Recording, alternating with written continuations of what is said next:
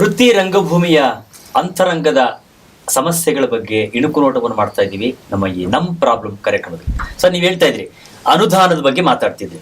ಅನುದಾನ ನಿಜವಾಗಿಯೂ ಕೂಡ ಯೋಗ್ಯ ಸಂಸ್ಥೆಗಳಿಗೆ ತಲುಪಿದೆಯಾ?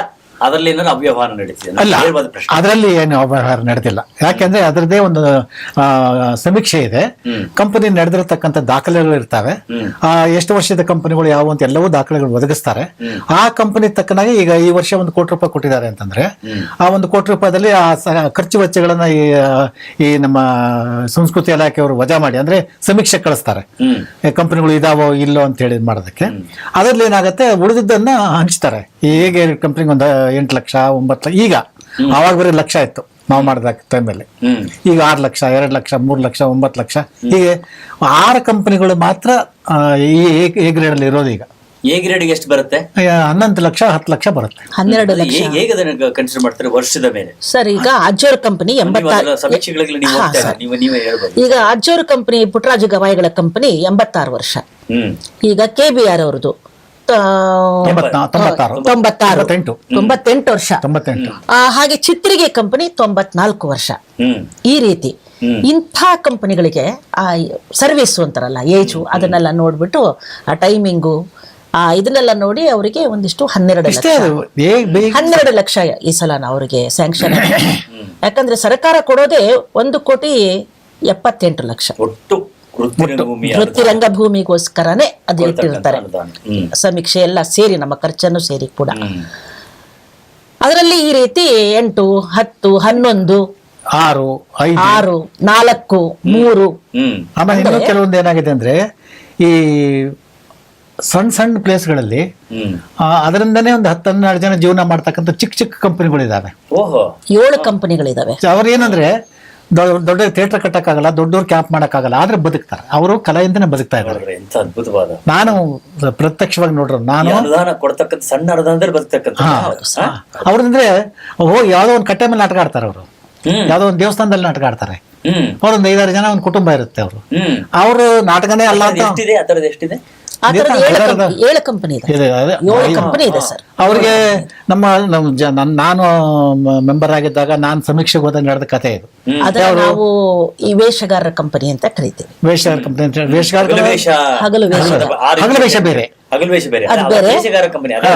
ಕಂಪನಿ ಅಂದ್ರೆ ಅವರು ಕೂಡ ರಾಮ ಲಕ್ಷ್ಮಣ ಸೀತೆ ಹಾಗೆ ಮೇಕಪ್ ಮಾಡ್ಕೊಂಡು ಹಾರ್ಮೋನಿಯಂ ಬರ್ಸ್ಕೊಂಡು ಮನೆಗಳಿಗೆಲ್ಲ ಬರ್ತಾ ಇದ್ರು ಸರ್. ಆಗ ಆ ಜನವೇ ಈಗ ಸುಧಾರಿಸಿ ಒಂದು ಕಂಪನಿಗಳನ್ನ ಮಾಡ್ಕೊಳ್ಳೋಣ. ಎಷ್ಟು ಜನ ಕಲಾವಿದರಿದ್ದಾರೆ? ಇದ್ದಾರೆ. ಎಲ್ಲ ಫ್ಯಾಮಿಲಿನೇ ಇರುತ್ತೆ ಸರ್ ಅವ್ರದ್ದು. ಎಲ್ಲ ಫ್ಯಾಮಿಲಿ ಎಲ್ಲ ಕುಟುಂಬನೇ, ಮಕ್ಕಳು ಮೊಮ್ಮಕ್ಕಳು ಮರಿ ಮಕ್ಕಳು ಮಗ ಅತ್ತೆ ಸೊಸೆ ಅಜ್ಜಿ ಇವ್ರದೇ ಆದಂತ ಒಂದು ಸುರಭಿ ತಂಡ. ಒಂದು ಸಮಸ್ಯೆ ಇಲ್ಲ. ಏನಂದ್ರೆ ಅವ್ರ ಲೈಸೆನ್ಸ್ ಮಾಡಿಸ್ಕೊಳ್ಳೇಬೇಕು ಅನ್ನೋ ಒಂದು ಇಲ್ಲ. ಆ ಊರೊಳಗೆ ಸಾಕ್ಬಿಡ್ತಾರ ಅವ್ರನ್ನ. ಅಂದ್ರೆ ಅಲ್ಲಿ ಚೇರ್ಮನ್ ಅಲ್ಲಿ ಇವ್ರು ಏನ್ ಹೇಳ್ತಾರ, ನಾ ಆಡ್ಕೋ ಹೋಗಪ್ಪ, ಯಾರು ಕೇಳ್ತಾರ ನಮ್ಮ ನಾವೇ ತಾನೇ ಹಳ್ಳಿಗಳಲ್ಲಿ ಸರ್.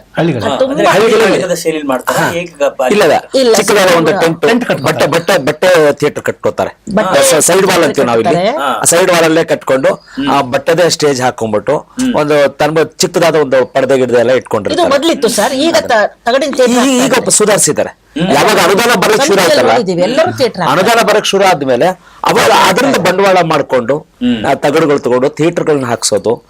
ಥಿಯೇಟರ್ ಎಲ್ಲ ಚಿಕ್ಕದಾಗಿ ಅದರಲ್ಲಿ ಕೆಲವು ಕಂಪನಿ ಸರ್ ಹೇಳಿದಾಗೇನೆ ಯಾವ್ದೋ ಒಂದು ಕಲ್ಯಾಣ ಮಂಟಪ ಪಾಳ ಬಿದ್ದಂತ ಕಲ್ಯಾಣ ಮಂಟಪ ಸಿನಿಮಾ ಥಿಯೇಟರ್ ಆ ತರ ಇಟ್ಕೊಂಡು ಈ ರೀತಿ ಸರ್ ಹೇಳಿದಾಗೆ. ಕರ್ನಾಟಕದ ರಂಗಮಂದಿರಗಳ ಪರಿಸ್ಥಿತಿ ಎಷ್ಟಿದೆ? ಎಷ್ಟು ಮಟ್ಟಿಗೆ ನಿಮಗೆ ಇಲ್ಲ ಒಂದು ಇದುವರೆಗೂ ಕೂಡ ನಾನು ಹೇಳ್ತೀನಿ ಸರ್, ಇದುವರೆಗೂ ಕೂಡ ಕರ್ನಾಟಕದಲ್ಲಿ ರಾಜ್ಯ ಸರ್ಕಾರದವರು ಏನು ರಂಗಮಂದಿರ ಅಂತ ಕಟ್ಸಿದಾರಲ್ಲ, ಯಾವ ಕೂಡ ವೃತ್ತಿಪರ ಕಲಾವಿದರಿಗೆ ಅನುಕೂಲ ಆಗೋ ರೀತಿ ಮಾಡೇ ಇಲ್ಲ, ಆ ತರದ್ದು ತಯಾರು ಮಾಡಿಲ್ಲ. ಹೋಗ್ಲಿ, ಅದನ್ನ ಇರೋದನ್ನ ನಾವು ಆಲ್ಟರ್ನೇಟ್ ಮಾಡ್ಕೊಂಡು ನಾವು ಕಾರ್ಯಕ್ರಮಗಳನ್ನು ಇನ್ನೋಡೋಣ, ಕ್ಯಾಂಪ್ ಮಾಡೋಣ ಅಂದ್ರೆ ಯಥೇಚ್ಛವಾದ ಬಾಡಿಗೆಗಳನ್ನ ಹೇಳ್ತಾರೆ ನಮಗೆ. ದೊಡ್ಡ ಧಾರವಾಡ ಹುಬ್ಬಳ್ಳಿಲೇ ಇಲ್ಲ ಸರ್. ಈಗ ಟಿಕೆಟ್ ಜನಗಳ ಪ್ರಚಾರದ ಮೇಲೆ ಜನ ಬರೋದು ನಮಗೆ. ಯಾವ ವಾಲಂಟಿಯರ್ ಹೋಗಿ ಯಾರಿಗೂ ಟಿಕೆಟ್ ಹಾಕ್ಲಿಕ್ಕೆ ಆಗಲ್ಲ. ನಾವು ಪ್ರಚಾರದಲ್ಲಿ ಬರ್ತಕ್ಕಂಥ ಟಿಕೆಟ್ ಇಟ್ಕೊಂತ ವೃತ್ತಿನೇ ಇರತ್ತ ಕಲಾವಿದರಿಗೆ ದಿನಕ್ಕೆ 10,000 ಬಾಡಿಗೆ ಕೊಡಿ, 20,000 ಬಾಡಿಗೆ ಕೊಡಿ ಅಂದ್ರೆ ಯಾಕೆ ಕಟ್ಟೋದು ನಾವು ಅದನ್ನ? ಈ ತರದ ಅಸ್ತವ್ಯಸ್ತ. ಗುಣಮಟ್ಟ ಚೆನ್ನಾಗಿದೆಯಾ ಸರ್? ಇಲ್ಲ. ಗುಣಮಟ್ಟಗಳು ಹೇಗಿದೆ? ಎಲ್ಲ ಹೊರಗಿಂದ ಇಲ್ಲ, ಚೆನ್ನಾಗಿದೆ. ಹಾ. ಬಿಜಾಪುರಲ್ಲಿಲ್ಲ, ಬಿಜಾಪುರದಲ್ಲಿ ಒಳ್ಳೆ ಥಿಯೇಟರ್ ಇತ್ತು, ಹಾ. ಅದನ್ನು ಡೆಮಾಲಿಷ್ ಮಾಡ್ಬಿಟ್ರು. ಡೆಮಾಲಿಷನ್ ಮಾಡಿದ್ರು. ಕಂದಗಲ್ ಹನುಮಂತರಾಯರಿದೆ, ಅದು ಹವ್ಯಾಸಿಗಳು ನಾಟಕ ಕೊಡ್ಬೋದು ಸರ್ ಒಂದು ದಿವಸಕ್ಕೆ ಅಂತ. ಯಾಕೆ ನೀವು ಒಕ್ಕೂಟದಿಂದ ಅದೊಂದು ಹಕ್ಕೊತ್ತಾಯ ಮಾಡಬಾರ್ದು? ಏನೋ ಒಂದು ಯೋಚನೆ ಮಾಡ್ತಾ ಇದ್ದೀವಿ. ನಾವು ನಡೆಸ್ಕೊಳ್ತೀವಿ ನಮ್ಮ ವೃತ್ತಿ ನಮ್ಮ ಜೀವನ ಅಂತ ಯಾಕೆ ಹೇಳ್ಬಾರ್ದು? ಅದಕ್ಕೆ ಈಗ ರಾಜಧಾನಿಯಲ್ಲಿ ಇದನ್ನು ಹುಟ್ಟಾಕಿದ್ದೇ ಈ ಉದ್ದೇಶ ಸರ್. ರಾಜಧಾನಿಯಲ್ಲಿ ಏನಂತಂದ್ರೆ ನಮ್ಮ ವೃತ್ತಿನಿರತ ರಂಗಭೂಮಿ ಕಲಾವಿದರ ಬಗ್ಗೆ ಸರ್ಕಾರ ಗಮನಿಸ್ತಾ ಇಲ್ಲ. ಈ ಪ್ರಶಸ್ತಿಗಳ ವಿಚಾರದಲ್ಲಿ ತುಂಬಾ ಒಂದು ನಮ್ಮನ್ನ ಮಲತಾಯಿ ಧೋರಣೆ, ನಮ್ಮ ಕಡೆ ಗಮನವೇ ಇಲ್ಲ. ಕೇಳಿದ್ರೆ ನೀವೇ ಯಾರು ನಮ್ ಪರಿಚಯ ಇದ್ದೀರಾ, ನಾವ್ ಎಲ್ಲಿಂದ ಹುಡ್ಕೊಂಡು ಹೋಗೋಣ ಅಂತಿದಾರೆ. ಸಮೀಕ್ಷೆ ಅಂತ ಮಾಡಿರ್ತಾರಲ್ಲ, ಸಮೀಕ್ಷೆ ಯಾರು ಹೊರಗಡೆ ಬರ್ತಾ ಇಲ್ಲ ಅವರು. ಈಗ ಅಕಾಡೆಮಿ ಸದಸ್ಯರಾಗಿ ಯಾವ ವೃತ್ತಿ ರಂಗಭೂಮಿ ಕಲಾವಿದರು ಇಲ್ಲ ಇಲ್ಲ, ಅವ್ರು ಬೆಂಗಳೂರಿನಲ್ಲಿ 5 ಜನ ಇದ್ದವರು ಇದುವರೆಗೂ ಇತಿಹಾಸ ನಾನೇ ಹೇಳ್ತೀನಿ ನೇರವಾಗಿ. 5 ಜನ ಮೆಂಬರ್ಸ್ ಇದ್ದವರು, ಒಬ್ಬರಾದರೂ ವೃತ್ತಿನಿರತ ರಂಗಭೂಮಿ ಕಲಾವಿದರು ಯಾರು ಇದ್ದಾರಾ? ರವೀಂದ್ರ ಕಲಾಕ್ಷೇತ್ರ ಜನ ಕಲಾವಿದರು ಕೇಳ್ಬೋದಾಗಿತ್ತಲ್ಲ. ಯಾರು ನಿಮ್ ಪರಿಚಯ ಇದ್ದಾರ, ಸ್ವಲ್ಪ ನಮ್ ಪರಿಚಯ ಮಾಡಿಸ್ಕೊಡಿ, ನಾವು ಅವ್ರದ್ದೆಲ್ಲ ಒಂದು ಇದು ತಗೊಳ್ತೀವಿ, ಮಾಹಿತಿ ತಗೊಳ್ತೀವಿ. ಅದ್ರಲ್ಲಿ ವಯಸ್ಸಾದವ್ರು ಎಷ್ಟು ಜನ ಇದ್ದಾರೆ, ಎಷ್ಟು ಜನ ಅದನ್ನ ಮಾಡ್ಕೊಂಡು ಈಗ ವೃದ್ಧಾಪ್ಯದಲ್ಲಿದ್ದಾರೆ, ಅವ್ರಿಗೊಂದು ಪ್ರಶಸ್ತಿ ಕೊಡೋಣ, ಅವ್ರದ್ದೆಲ್ಲ ನೋಡ್ಕೊಂಡಂತ ಒಬ್ಬರಾದ್ರೂ ಇದುವರೆಗೂ ಮಾಡಿಲ್ಲ. ಇವೆಲ್ಲವೂ ಗುರುತು ಮಾಡಿಕೊಡ್ಬೇಕು. ರಾಜಧಾನಿಯಲ್ಲಿ ನಮ್ಮದೊಂದು ಒಕ್ಕೂಟ ಇಲ್ಲ, ಇದನ್ನು ಹುಟ್ಟಾಕಿದ್ರೆ ಇದೆಲ್ಲ ಮಾಡ್ಲಿಕ್ಕೆ ಸಾಧ್ಯ ಆಗುತ್ತೆ. ಇದೊಂದು ಮೀಟಿಂಗ್ ಮಾಡಿಸಿದ್ರು ಮೇಡಮ್ ಅವರು, ನಮ್ಮ ನಾಟಕ ಅಕಾಡೆಮಿ ಅಧ್ಯಕ್ಷರನ್ನೆಲ್ಲ ಕರೆಸಿ ನಾವೆಲ್ಲ ಕಲಾವಿದರು ಸೇರಿ ಒಂದು ಮೀಟಿಂಗ್ ಮಾಡಿದ್ವಿ. ಈಗ ನೀವ್ಯಾರು ನಮ್ಗೆ ಗೊತ್ತಾಗಿಲ್ಲ, ಇಷ್ಟೊಂದು ಜನ ಇದ್ದಾರೆ ಇಲ್ಲಿ, ಒಬ್ಬರದ್ದು ಪರಿಚಯ ಇಲ್ಲ ನಮಗೆ. ಸಂಸ್ಕೃತಿ ಇಲಾಖೆಯಲ್ಲಿ ಅಕಾಡೆಮಿಯಲ್ಲಿ ಕಲಾವಿದರ ಸಮೀಕ್ಷೆ ಅಂತ ಮಾಡಿ ಒಂದೇನೋ ಒಂದು ಇದನ್ನೆಲ್ಲ ಮಾಡಿದ್ರಲ್ಲ, ಅದರಲ್ಲಿ ಕಲಾವಿದರು ಸರ್ ಇಲ್ಲ ಸರ್, ಮಾಡ್ಲಿಲ್ಲ ಅವರು. ಇದಾರೆ ಸರ್ ನಮ್ಮ ವೃತ್ತಿಯವರು ಕೆಲವೊಂದು ಇದಾರೆ, ಅವರು ಅದು ಜಿಲ್ಲಾ ವಾರ ಕೊಟ್ಟಿದ್ದಾರೆ, ಅವರು ಗ್ರಾಮೀಣ ರಂಗಭೂಮಿಯವ್ರನ್ನ ಗುರುತಿಸ್ತಾರೆ. ಇಲ್ಲ ಅವರ ಕಂಪನಿಗಳಲ್ಲಿ ಮಾಡಿದಂತ ಕಲಾವಿದರನ್ನ ಗುರುತಿಸ್ತಾರೆ. ಆದ್ರೆ ಹಿಂದೆ ಮಾಡಿದಂತ ದೊಡ್ಡ ಸವಾಲಿದೆ ಈಗ ಒಕ್ಕೂಟದ ದೊಡ್ಡ ಸವಾಲು. ಯಾಕೆಂತಂದ್ರೆ ಎಂತಹ ಅದ್ಭುತವಾಗಿರ್ತಕ್ಕಂತ ಇತಿಹಾಸ ನಿಮ್ಮಲ್ಲಿದೆ. ನಮ್ಮಲ್ಲಿ ಇತಿಹಾಸ ಅಂದ್ರೆ ಕೆಲವೇ ಕಂಪನಿಗಳನ್ನ ಹೇಳ್ತೀವಿ ನಾವು. 100 ವರ್ಷ KBR ಗಾಗಿದೆ, 96 ವರ್ಷ ಮತ್ತೊಂದು ಕಂಪನಿಗಾಗಿದೆ ಅಂತಂದ್ರೆ ಅದರ ಇತಿಹಾಸ ಹೇಳೋರು ಯಾರಿದ್ದಾರೆ? ಡಾಕ್ಯುಮೆಂಟೇಶನ್ ಹೇಳಿದೆ. ಗವಾಯಿಗಳ ಕಂಪನಿದ ಒಂದು ದೊಡ್ಡ ಇತಿಹಾಸ ಹೇಳ್ಬೇಕು ಅಂದ್ರೆ, ನಾನು ಪಂಚಾಕ್ಷರಿ ಗವಾಯಿ ಸಿನಿಮಾ ಮಾಡಿದಾಗ, ಪುಟ್ಟರಾಜ ಗವಾಯಿಗಳ ಕಂಪನಿ ಮಾಡ್ಬೇಕು ಅಂದಾಗ ಪಂಚಾಕ್ಷರಿ ಗವಾಯಿಗಳು ಅವ್ರನ್ನ ಕಂಡೀಷನ್ ಹಾಕಿದ್ರು, ಕಂಪನಿ ಮಾಡ್ರಿ, ನಾಟಕ ಆಡ್ರಿ, ಕಂಪನಿ ಇರೋವರೆಗೂ ಹೆಣ್ಣು ಮಕ್ಕಳು ಕಂಪನಿಯಲ್ಲಿ ಪಾತ್ರ ಮಾಡಂಗಿಲ್ಲ. ಇವತ್ತಿನವರೆಗೂ ಈಗಲೂ ಕೂಡ ಈ ಕ್ಷಣದವರೆಗೂ ಗಂಡಸರೇ ಹೆಣ್ಣು ಪಾತ್ರ ಮಾಡ್ತಾರೆ, ಹೆಣ್ಣು ಮಕ್ಕಳು ನಾಚಿಕೋಬೇಕು, ಹಂಗ್ ಮಾಡ್ತಾ ಇದಾರೆ. ಈಗ ಅವ್ರದೇ 2 ಸನ್ನಿವೇಶವನ್ನ ನಮ್ಮ ಈ ಒಕ್ಕೂಟದ ಪ್ರಾರಂಭೋತ್ಸವದಲ್ಲಿ ಮಾಡಿಸ್ತಾರೆ. ಹುಡುಗರು ಬಂದ್ ಮಾಡ್ತಾರೆ, ಹುಡುಗರು ಹುಡುಗಿ. ನೀವು ಆಶ್ಚರ್ಯ ಪಡ್ತೀರಾ ನೀವು. 98 ವರ್ಷ ಆಗಿದೆ, ಈ ಕ್ಷಣಕ್ಕೂ ಕೂಡ ಜನ ಅದನ್ನ ಪ್ರೇಕ್ಷಕರು ಅದನ್ನ ತಗೊಳ್ಳೋ ಮಟ್ಟದಲ್ಲಿ ಪಾತ್ರ ತಗೋತಾರೆ ಸರ್ ಅವರು. ಇದು ನಾನೇ ಮಾಡ್ಬೇಕಾಗಿ ಗುರುತಿಸೋದ ಪ್ರಯತ್ನವೇ ಆಗಿಲ್ಲ ಸರ್. ಅದು ಹಿಂದಿನ ಕತೆ ಹೇಳ್ಕೊಂತಂದ್ರೆ ಬಹಳ ಇದೆ. ಅದಕ್ಕೆ ಸ್ವಲ್ಪ ಮೊಬ್ಬಕ ಅಂದ್ರೆ ಹೇಮರೆಡ್ಡಿ ಮಲ್ಲಮ್ಮನ ನಾಟಕ ಆಡ್ತಕ್ಕಂಥ ಕಾಲದಲ್ಲಿ ಚಿತ್ರಂಜನಿ ಪಾಠ ಮಾಡ್ತಕ್ಕಂಥ ಒಬ್ಬ ಹುಡುಗ ನಟ, ಸೇಮ್ ಹೆಣ್ಣೆ, ಯಾವ್ದವ್ರ ನಾಟಕ ಆಡ್ತಾ ಇದ್ರೆ ಬೆಟ್ ಕಟ್ಟಿದ್ದಾರೆ, ಅವ್ನು ಹೆಣ್ಣು ಅಂತ ಕೆಲವರು, ಗಂಡು ಅಂತ ಕೆಲವರು, ಹೆಣ್ಣಕ್ಕೆ ಅಂತ. ಯಾಕೆ ಪರೀಕ್ಷೆ ಮಾಡೇ ಬಿಡೋಣ ಅಂತ ನಾಟಕ ಬಿಟ್ಟ ತಕ್ಷಣ ಹೊತ್ಕೊಂಡು ಕಿಡ್ನಾಪೇ ಮಾಡ್ಬಿಟ್ಟಿದ್ದಾರೆ. ಅವ್ನು ಎಲ್ಲೋ ಹೋಗಿ ಒಟ್ಟು ಬಿಚ್ಚಾಕ ನಾ ಗಂಡಸ್ರಪ್ಪ ಬಿಡ್ರು ಅಂತ ಬಿಟ್ಟ. ಹೀಗೆ ಒಂದು ವಿಶೇಷವಾದ ಘಟನೆಗಳ ನಗು ತರಿಸಂತ ಸಂದರ್ಭಗಳು ಇರ್ತಾವೆ ಅವು. ವೃತ್ತಿ ಕಂಪನಿ ಅಷ್ಟೇ. ಅದಕ್ಕೆ ಇಲಾಖೆಯವರಿಗೆ ನಾವು ಹೇಳಿದ್ದೀವಿ, ರಾಜು ನೀವು ಮಾಡ್ಬೇಕಾಗಿರ್ತಕ್ಕಂಥ ಬಹಳ ಮುಖ್ಯವಾಗಿರ್ತಕ್ಕಂಥ ಜವಾಬ್ದಾರಿ, ಹೊಣೆಗಾರಿಕೆ ಏನು ಅಂತಂದ್ರೆ ಡಾಕ್ಯುಮೆಂಟೇಶನ್ ಅನ್ನ ಕಲ್ಕುವಂತ ಪ್ರಯತ್ನ. ಯಾಕೆಂತಂದ್ರೆ ನಮ್ಮಲ್ಲಿ ಕರ್ನಾಟಕದ ರಂಗಭೂಮಿಯ ಅಂತ ಇತಿಹಾಸ ತೆಗೆದು ನೋಡಿದ್ರೆ ಅದ್ರಲ್ಲಿ ವೃತ್ತಿ ರಂಗಭೂಮಿ ಬಗ್ಗೆ ನಾವು ಮಾತಾಡಕ್ ಹೋಯ್ತು ಅಂದ್ರೆ ಕೆಲವು ಕಂಪನಿಗಳ ಬಗ್ಗೆ ಮಾತ್ರ ಮಾತಾಡ್ತೀವಿ ನಾವು. ಇವತ್ತರೆಗೂ ಅದೇ ಪರಂಪರೆ ಅನ್ಕೊಂಡ್ಬಿಟ್ಟಿದೀವಿ, ಅದೇ ಇತಿಹಾಸ ಅನ್ಕೊಂಡಿದೀವಿ. ಎಲ್ಲವುಗಳು ಕೆದಕುವಂತ ಪ್ರಯತ್ನ, ದಾಖಲಾಗ್ತಕ್ಕಂಥ ಪ್ರಯತ್ನ, ಅಟ್ಲೀಸ್ಟ್ ಉಳಿದಿರ್ತಕ್ಕಂಥವ್ರು ಯಾರಿದ್ದಾರೆ ಕಲಾವಿದರು ಅವರಿಂದ ಅದನ್ನ ಕೇಳಿ ಪಡೆಯುವಂತ ಕೆಲಸ ನೀವು ಮಾಡಿದ್ರೆ ಬಹುಶಃ ನಿಮ್ ಒಕ್ಕೂಟ ಸಾರ್ಥಕತೆಯನ್ನ ಪಡೆಯುತ್ತೆ. ಅದೇ ಒಂದು ಉದ್ದೇಶ. ಇವ್ರು ಏನ್ ಮಾಡಿದ್ರು ಅಂದ್ರೆ, ಇವರು ಎಲ್ಲ ಸಂಕಲ್ಪ ಮಾಡ್ಕೊಂಡಿದ್ರು. ಇವರೆಲ್ಲರೂ ಎಲ್ಲನ್ನೂ ಯಾಕಿದ್ ಬಂತು ಮಾಡ್ಬೇಕಂತ ಪ್ರಶ್ನೆ ಬರ್ತದೆ. ಇದ್ರ ಬಗ್ಗೆ ಮೇಡಮ್ ಅವ್ರು ಹೇಳ್ತಾರೆ, ನೀವು ಹೇಳ್ಬೇಡಿ, ನಾನೇ ಹೇಳ ಸರ್. ಇದು ಹುಟ್ಲಿಕ್ಕೆ ಒಂದು ಸಂಪೂರ್ಣ ಮೂಲ ಕಾರಣ ಅಂತಂದ್ರೆ ನಮ್ಮ ಹೆಲನ್ ಮೇಡಮ್ ಅವರು. ಇವರು ವೃತ್ತಿ ರಂಗಭೂಮಿಯ ಅವರು ವಂಶ ಪರಂಪರೆ ಇದರಲ್ಲೇ ಬಂದಿರೋರು, ಕಲಾರಂಗದಲ್ಲಿ ಬಂದಿರೋರು. ತಮ್ಮ ವೃತ್ತಿ ಜೀವನ ಮಾಡ್ತಾ ಮಾಡ್ತಾ ಮಾಡ್ತಾ ರಾಜಧಾನಿ ಕಾಲಿಟ್ರು. ಇಲ್ಲಿ ನಾನೇನಾದ್ರು ಒಂದು ಸಾಧನೆ ಮಾಡ್ಬೇಕು, ನನ್ನ ಪ್ರತಿಭೆ ನಾವು, ಯಾಕಂದ್ರೆ ನಮ್ಗೆ ಇದು ಬಿಟ್ಟರೆ ಬೇರೆ ಜಾಗ ಗೊತ್ತಿಲ್ಲ ನಮ್ಗೆ. ನಮ್ಗೆ ಇದು ಉದ್ಯೋಗವೂ ಹೌದು, ಇದು ಬದುಕು ಹೌದು, ಸಾಧನೆ ಮಾಡಿ ತೋರಿಸೋದು ಹೌದು. ಇದು ನಮ್ಮ ಈ ರಂಗ ನಮಗೆ. ಸೊ ಇಲ್ಲೇ ಒಂದು ಸಾಧನೆ ಮಾಡ್ಬೇಕಂತ ಇವರು ಇಲ್ಲಿ ಬಂದಾಗ, 25 ವರ್ಷದಿಂದ ಇವ್ರು ಇಲ್ಲಿ ಕಾಲಿಟ್ಟಾಗ ಇವರು ಪಟ್ಟರ ಶ್ರಮ, ಇವರು ತಮ್ಮನ್ನು ತಾವು ಗುರುತಿಸ್ಕೊಳಕ್ ಮಾಡ್ತಕ್ಕಂತ ಒಂದು ಹೋರಾಟ ಅನ್ಬೇಕಾದ್ರೆ. ಆದ್ರೆ ಒಂದು ಹೆಣ್ಣು ಮಗಳು, ತಮಗೆ ಗೊತ್ತಿರೋ ಹಾಗೆ ಕಲಾ ಪ್ರಪಂಚದಲ್ಲಿ ಒಂದು ಹೆಣ್ಣು ಮಗಳು ಯಾವುದೇ ರೀತಿಯ ಒಂದು ಹಿನ್ನೆಲೆ ಇಲ್ಲದೆ, ಜೊತೆಗೆ ಯಾರ ಯಾರ್ದು ಸಪೋರ್ಟ್ ಇಲ್ಲದೆ ರಾಜಧಾನಿಯಲ್ಲಿ ತನ್ನದೇ ಆದಂತ ಒಂದು ವ್ಯಕ್ತಿತ್ವನ ಸಂಪಾದನೆ ಮಾಡೋದು ಬಹಳ ಕಷ್ಟ ಇದೆ. ಕಲೆಯನ್ನ ನಂಬ್ಕೊಂಡು ಕೆಲಸ ಮಾಡಿ ಆ ಸಾಧನೆ ನಮ್ಮ ಹೆಲನವ್ರು ಮಾಡಿದ್ರು. ಅವ್ರಿಗೆ ಅದು ಚಿತ್ರಣ ಕಾಣಕ್ ಶುರು ಆಯ್ತು. ನಮ್ಮ ವೃತ್ತಿಪರರಿಗೆ ಎಷ್ಟೊಂದು ನಮಗೆ ಇದು ವಂಚನೆ ಆಗ್ತಾ ಇದೆ ಇಲ್ಲಿ. ನಮ್ಮವ್ರು ಯಾಕೆ ಒಗ್ಗೂಡಿಸ್ಕೊಳಕ್ ಆಗ್ತಾ ಇಲ್ಲ, ಇಲ್ಲಿ ಯಾಕೆ ಗುರುತಿಸ್ಕೊಳಕ್ ಆಗ್ತಾ ಇಲ್ಲ ಅಂತಂದ್ರೆ ಸಮಸ್ಯೆ ಇಲ್ಲಿ ತುಂಬಾ ಇದೆ. ನಮ್ದೆಲ್ಲ ದುಡಿಮೆ ಇದೆ ಆಗಿರೋದ್ರಿಂದ ಅದಕ್ಕೆ ಇಲ್ಲೊಂದು ಒಕ್ಕೂಟ ಮಾಡೋಣ. ರಾಜಧಾನಿಯಲ್ಲಿ ಇಲ್ಲ, ಬೇರೆ ಬೇರೆ ರಂಗದಲ್ಲಿ ಇದ್ದೇವೆ, ಬೇರೆ ಬೇರೆ ಜಿಲ್ಲೆಗಳಲ್ಲಿ ಮಾಡಿದ್ದಾರೆ. ನಮ್ಮ ಇಲ್ಲಿ ಒಕ್ಕೂಟ ಆಗ್ಬೇಕು. ಯಾಕಂದ್ರೆ ಪ್ರತಿಯೊಬ್ಬರು ಬರೋದಕ್ಕೆ ಇಲ್ಲೊಂದು ಸ್ಟ್ಯಾಂಡ್ ಕೊಡ್ಬೇಕು. ನಾವು ಈಗಲೂ ಬರೋರ ಸಂಖ್ಯೆ ಇದೆಯಾ? ಇದೆ, ತುಂಬಾ ಜನ. ಈಗಾಗಲೇ ಒಂದು 60 ಜನ ಇದೀವಿ ಸರ್. ಇನ್ನು ಸಾವಿರಾರು ಜನ ಬರುವ ನಿಟ್ಟಿನಲ್ಲಿ ಇವತ್ತು ಕೂಡ ಹೊಸ ಕಲಾವಿದರು ಇದಾರೆ ಸರ್, ಬರ್ತಾ ಮಾಡ್ತಿದ್ದಾರೆ. ಅವರಲ್ಲಿ ಪ್ರತಿಭೆ ಇದೆ, ನಾವು ಗುರುತಿಸ್ತಾ ಇದೀವಿ. ನಾವು ಇವತ್ತಿಗೂ ಕೂಡ ಶಬಾಷ್ಕರಿ ಮಾಡ್ತಾ ಇದೀವಿ. ಇವತ್ತು ಒಂದೊಂದು ಪಾತ್ರಗಳು ಮಾಡೋರು ಬರ್ತಾರೆ, ಹುಡುಗರು ಬರ್ತಾ ಇದಾರೆ. ಆದ್ರೆ ಅವ್ರಿಗೆ ಒಂದು ನೆಲೆಗಟ್ಟಿಲ್ಲ. ನಾವು ಈಗ ಹವ್ಯಾಸ ನಂಬಿಕೆ ನನಗೆ ಎಲ್ಲದಕ್ಕಿಂತ ಇದು ಒಳ್ಳೆ ಪಾಯಿಂಟ್. ಇದನ್ನ ಎಲ್ರಿಗೂ ಅದನ್ನ ನಾನು ವೈಯಕ್ತಿಕವಾಗಿ ಒಬ್ಬ ನಟನಾಗಿ ನಾನು ಅದನ್ನ ಹೇಳ್ತೀನಿ. ಒಬ್ಬ ಮಾಲೀಕರಾಯ್ತು, ನಾವಾಯ್ತು, ನಮಗೊಂದು ಭದ್ರತೆ ಅನ್ನೋದು ನಂಬಿಕೆ. ನಾನು ಏಜ್ ಆದ್ಮೇಲೆ ಒಂದು ಜೀವನ ಇದೆಪ್ಪ ಆಗತ್ತೆ ಅನ್ನೋದು ಸುರಕ್ಷತೆ ಇಲ್ಲ, ಸೋಷಿಯಲ್ ಸೆಕ್ಯೂರಿಟಿ ಅನ್ನೋದಿಲ್ಲ, ESI ಇಲ್ಲ, PF ಇಲ್ಲ, ಗ್ರಾಜುಯೇಟ್ ಎಂಪ್ಲಾಯ್ಮೆಂಟ್ ಯಾರು ಇಲ್ಲ. ಅದನ್ನ ನಾವು ಹುಟ್ಟಾಕೋಬೇಕು. ಇಲ್ಲ ಸರ್, ನಾವು ಸೀನಿಯರ್ ಸಿಟಿಸನ್ ಮರಿತಾ ಇದಾರೆ ಸರ್ ಎಲ್ಲ. ನಮ್ಮ ಹಳೆಯ ಕಲಾವಿದರು, ನಮ್ಮ ತಾಯಿ ಆಗ್ಬಹುದು, ಎಲ್ಲರನ್ನೂ ಮರಿತಾ ಇದೀವಿ ಅಂತ ಈಗಿನ ಜನರೇಷನ್ಗಳು.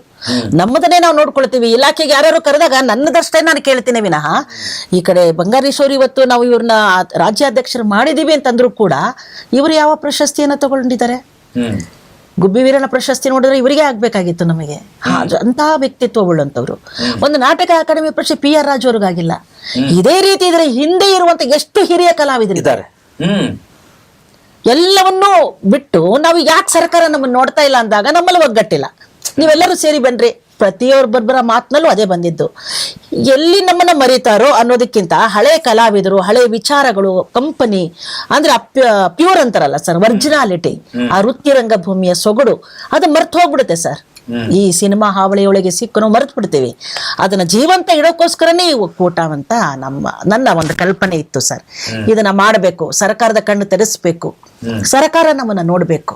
ಅಥವಾ ಯಾರೇ ಮೆಂಬರ್ಶಿಪ್ ಅಲ್ಲ ಆದ್ರೂ ಕೂಡ ಅದನ್ನ, ಇಲ್ಲ ಬೆಂಗಳೂರಿನಲ್ಲಿ ಇಷ್ಟು ಜನ ಇದ್ದಾರೆ, ಧಾರವಾಡದಲ್ಲಿದ್ದಾರೆ, ಬಿಜಾಪುರದಲ್ಲಿದ್ದಾರೆ, ಚಿಂದೋಡಿ ಫ್ಯಾಮಿಲಿ ಒಳಗೆ ಎಷ್ಟೊಂದು ಜನ ಇದ್ದಾರೆ ಸರ್.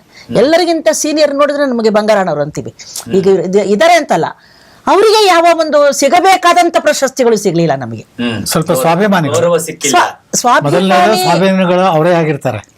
ಈಗಲೂ ಕೂಡ ಇವ್ರು ಹೊಡೆದಾಡ್ತಾ ಇದ್ದಾರೆ ಇನ್ನೊಬ್ರಿಗೋಸ್ಕರನೇ. ತಮಗೋಸ್ಕರ ಏನವರು ಸ್ವಾರ್ಥಕ್ಕೋಸ್ಕರ ಇಲ್ಲಿ ಈ ಒಂದು ಒಕ್ಕೂಟವನ್ನ ಯಾರು ನಿರ್ಮಾಣ ಮಾಡಿದ್ದಲ್ಲ, ಅದು ಇನ್ನೊಬ್ಬರಿಗೋಸ್ಕರ ಒಂದು ಮಾದರಿ ಆಗಲಿ. ನಮ್ಮ ಹಿರಿಯರಿಗೆ ತುಂಬಾ ಜನ ಇದ್ದಾರೆ, ವ್ಯಥೆಯಲ್ಲಿ ಕೂತಿದ್ದಾರೆ. ಅವರು ನನಗೇನಾದ್ರೂ ಒಂದು ಸಿಗಂಗ್ ಮಾಡಿಸಿ, ನನಗೆ ಮನೆಗೆ ಹೋಗಿ ಅವ್ರನ್ನ ಕರ್ಕೊಂಡ್ ಬರ್ತಾ ಇದೀವಿ ಸರ್. ಜೀವನ ಪರಿಸ್ಥಿತಿ, ಹಿರಿಯ ಕಲಾವಿದರ ವೃತ್ತಿ ರಂಗಭೂಮಿ ಜೀವನ ಪರಿಸ್ಥಿತಿ ಹೇಗಿದೆ, ಹೇಗೆ ಜೀವನ ಮಾಡ್ತಿದ್ದಾರೆ? ಮತ್ತೆ ಒಬ್ಬೊಬ್ಬರೇ ಇಲಾಖೆಗೆ ಹೋದಾಗ ಅವರನ್ನ ನೋಡುವ ದೃಷ್ಟಿಕೋನವೇ ಬೇರೆ ಇದೆ ಸರ್. ನೋಡೋದೇ ಇಲ್ಲ, ಯಾರೋ ಹೆಲ್ಪ್ ಮಾಡಲ್ಲ ಸರ್. ಅದಕ್ಕಾಗಿ ನಾವು ಒಗ್ಗೂಡಿ ನಾವು ಹೋದಾಗ ನಮ್ಗೊಂದು ಬೆಲೆ ಇರುತ್ತೆ. ನಾವು ಇದೀವಿ ಇಲ್ಲಿ, ಗುರುತಿಸೋ ಕೆಲಸ ಮಾಡ್ತಾ ಇದೀವಿ ಸರ್. ಈಗಾಗಲೇ ನಮ್ಮ ಹತ್ರ ಅಷ್ಟೊಂದು ನಿಮಗೆ ಮುಂದೆ ಅದು ಈ 15-20 ದಿವಸದಲ್ಲಿ ಒಂದು ನಾವು ಮೊದಲನೇ ಹೆಜ್ಜೆಯಲ್ಲಿ ಆಗಿರತಕ್ಕಂತ ಒಂದು ಗುರುತು ಬರುತ್ತೆ. ನಾವು ಹೇಗೆ ಗುರುತಿಸಿದೀವಿ ಅನ್ನೋದನ್ನ ಅದು ಪೆಂಡಿಂಗ್ ಅಲ್ಲಿ ಇದೆ, ನಾವು ಹೇಳಂಗಿಲ್ಲ ಅದನ್ನ. ಅದಂತ ಒಂದು ಕೆಲಸವನ್ನು ನಾವು ಪ್ರಾರಂಭದಲ್ಲಿ ಸಂಘ ನಾವು ಕಟ್ಟಬೇಕು ಅಂತ ಅಂದ್ಕೊಂಡಾಗ್ಲೇನೆ ನಾವೊಂದು ಹೆಜ್ಜೆ ಇಟ್ಟಿವಿ. ಹೇಗಿದೆ ಸಹಕಾರ? ಕೈ ಜೋಡಿಸಿದಾರ? ಒಗ್ಗಟ್ಟಿದ್ರೆ ಮಾತ್ರ ಇದೆ. ಎಲ್ಲರೂ ಒಗ್ಗಟ್ಟಲ್ಲಿ ಬಂದಿದ್ದಾರೆ. ಅದು ಬೆಂಗಳೂರು ನಗರದ ವೃತ್ತಿಪರರು ಈಗ ಹೋಗೋದು ಬರೋದು ಕಾರ್ಯಕ್ರಮ ಮಾಡ್ತಿರೋ ಎಲ್ಲರೂ ಸಹಕಾರ ನೀಡ್ತಾ ಇದ್ದಾರೆ ನಮಗೆ. ಎಲ್ರು ಅದೇ ಹೇಳಿದಲ್ಲ, ಒಂದು 80% ನಾವು ಇದಕ್ಕೆ ತೊಡಗಿಸ್ಕೊಳ್ಬೇಕಾಗಿದೆ. ನಾವು ಯಾರೋ ಒಬ್ರು ನಮಗೆ ಓಡಾಡಿ ನಮಗೆಲ್ಲ ಗುರುತು ಮಾಡಿಸ್ಕೊಡಂತ ಬೇಕಾಗಿದೆ. ಅಂತ ಒಂದು ಶಕ್ತಿ ಮೇಡಮ್ ಅವರಿಂದ ನಮ್ಗೆ ಸಿಕ್ತು. ಆಯ್ತು ಮೇಡಮ್, ನೀವು ನಿಂತಿದ್ರಿಂದ ನಾವು ನಿಮ್ಮ ಮಾರ್ಗದರ್ಶನ ನಾವು ನಿಂದಿರ್ತೀವಿ. ನಾನು 80% ಓಡೋಷ್ಟು ಆರ್ಥಿಕವಾಗಿ ನಾನು ಸಬಲನಾಗಿದ್ದೇನೆ ಅಂತ ಹೇಳಿದೆ. ನಾನು ಆರ್ಥಿಕವಾಗಿ ಅಂದ್ರೆ ನನ್ನ ಈಗ ನಾನು ಆ ದುಡಿಮೆ ಬಿಟ್ಟು ನಾನು ನಿಂತ್ಕೋಬೇಕಲ್ಲ ಇಲ್ಲಿ ನಮ್ಮ ಸ್ವಂತ ಪಾಕೆಟ್ ನಲ್ಲಿ ನಾವು ಪ್ರತಿಯೊಂದಕ್ಕೂ ಓಡಾಡ್ಬೇಕು ನಾವು ಇಲ್ಲಿ ಕಲಾವಿದರು. ಯಾರ ಹತ್ರ ನಾವು ಇದು ಸರ್ಕಾರದಿಂದ ನಡೆಯೋದಲ್ಲ, ಸಂಘ ಸಂಸ್ಥೆ ಅಂದ್ರೆ ನಾವೇ ಅದನ್ನ ಹುಟ್ಟಾಕಬೇಕು, ನಾವೇ ನಡೆಸಬೇಕು ಪ್ರತಿಯೊಂದಕ್ಕೂ. ಸೊ ಆರ್ಥಿಕವಾಗಿ ನಾವು ಸ್ವಲ್ಪ ಸಬಲರಾಗಿದ್ರೆ ಮಾತ್ರ ಇದೆಲ್ಲ ಮಾಡ್ಲಿಕ್ಕೆ ಆಗತ್ತೆ. ಆರ್ಥಿಕವಾಗಿ ಸಬಲ ಇಲ್ದಿದ್ರೆ ಏನೂ ಕಟ್ಟಕ್ಕಾಗಲ್ಲ.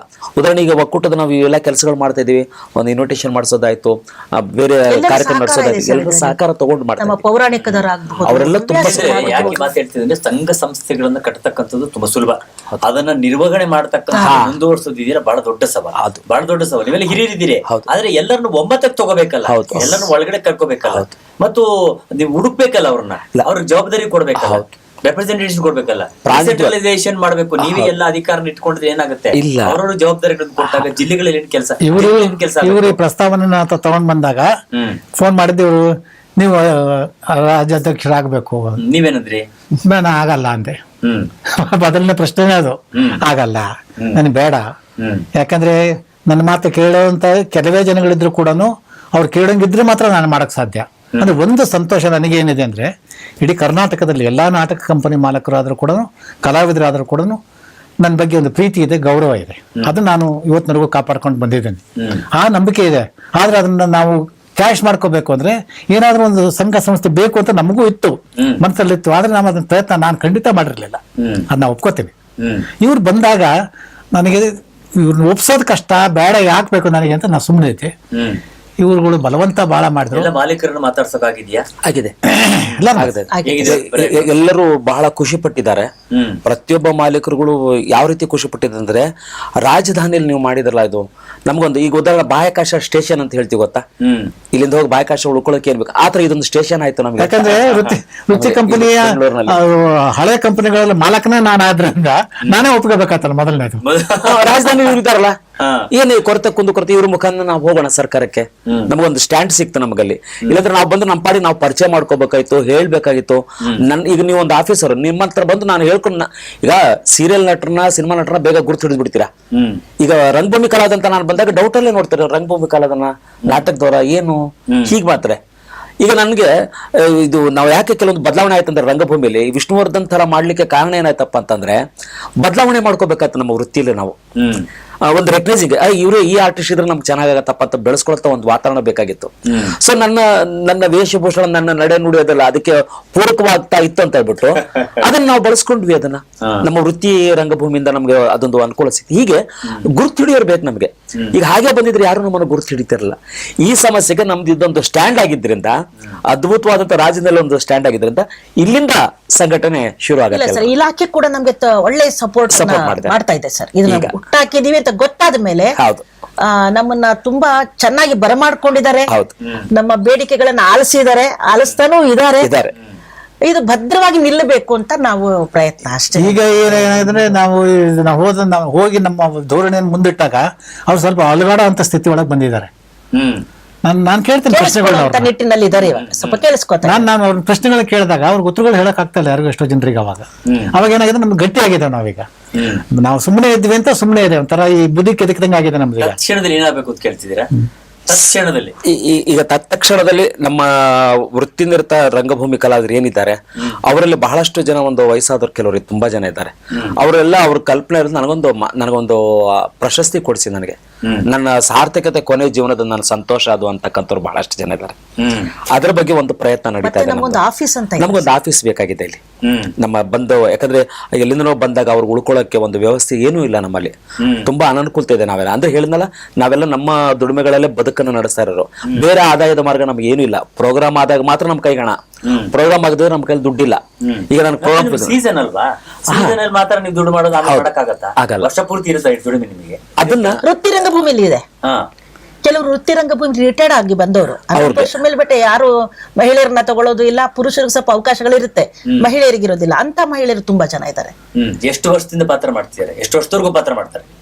ಅವರ 60 ಸಾಯವರೆಗೂ ಮಾಡ್ತಾರೆ ಸರ್. ಕೆಲವರು ಮಾಡ್ತಾರೆ ಸರ್. ಅಲ್ಲೇ ಸತ್ತಿದ್ದಾರೆ. ಅಯ್ಯೋ, ಬೇಕಾದ ಉದಾಹರಣೆ ಹೇಳ್ಬೋದು. ಗಟ್ಟಿ ಇರ್ತಾರೆ ಸರ್, ತುಂಬಾ ಗಟ್ಟಿ ಇರ್ತೀವಿ ನಾವು. ತೀರಾ ನಿಸ್ತೋಕಾದ್ಮೇಲೆ ಅವರು ಒಂದ್ ಕಡೆ ಎಲ್ಲ ಸೇರ್ಕೋತಾರೆ. ವೃತ್ತಿ ರಂಗಭೂಮಿ ನಮ್ಮನ್ನ ಅಷ್ಟು ಗಟ್ಟಿ ಮಾಡಿಬಿಟ್ಟಿರುತ್ತೆ. ಅವಮಾನ ಅಪಮಾನಗಳಲ್ಲಿ ಇವತ್ತಿಗೂ ಕೂಡ ಗವಾಯಿಗಳ ಕಂಪನಿಯಲ್ಲಿ, ನಮ್ಮ ಕಂಪನಿಯಲ್ಲಿ ಪುಣ್ಯಾತ್ಮ ಇವತ್ತಿಗೂ ಕೂಡ ಅವ್ನು ಕೆಲವೇ ನಾಟಕಗಳ ಮೇಲೆ ಪಾತ್ರ ಮಾಡ್ತಾನೆ, ಪಾಟೇಲ ಅಂತೇಳಿ. ಅವ್ರಿಗೆ ಏನ್ ಮಾಡಿದೆ, ಸಾಯಿಬಾಬಾ ನಾಟಕದಲ್ಲಿ ಶೇಟನ್ ಪಾಠ ಮಾಡ್ತಾ ಇದ್ನಲ್ಲ ಅವನು, ಕೊನೆ ಹಣ್ಣಾದಾಗ ಅವ್ನು ಹೇಳ್ದ, ನಾವ ಮಾಲಕ್ರೆ ಸಾಯಿಬಾಬಾ ನಾಟಕದಲ್ಲಿ ನಾನು ಸಾಯೋವರೆಗೂ ಬಂದು ಪಾಠ ಮಾಡ್ತೀನಿ, ನನ್ನ ಊರಾಗಿರ್ತಾನೆ ನಾನು ಅಂತ ಹೋದ. ಕಲಾವಿದರಿಗೆ ಗೆದ್ರೆ ನೀವು ಗೆಲ್ತೀರಿ, ನೀವು ಗೆದ್ರೆ ಸಮಾಜ ಗೆಲ್ಲುತ್ತೆ ಅಂತ ಹೇಳ್ತಾ ಕಾರ್ಯಕ್ರಮ ಮುಕ್ತಾಯ ಮಾಡ್ತಾ ಇದ್ದೇನೆ. ನಮಸ್ಕಾರ.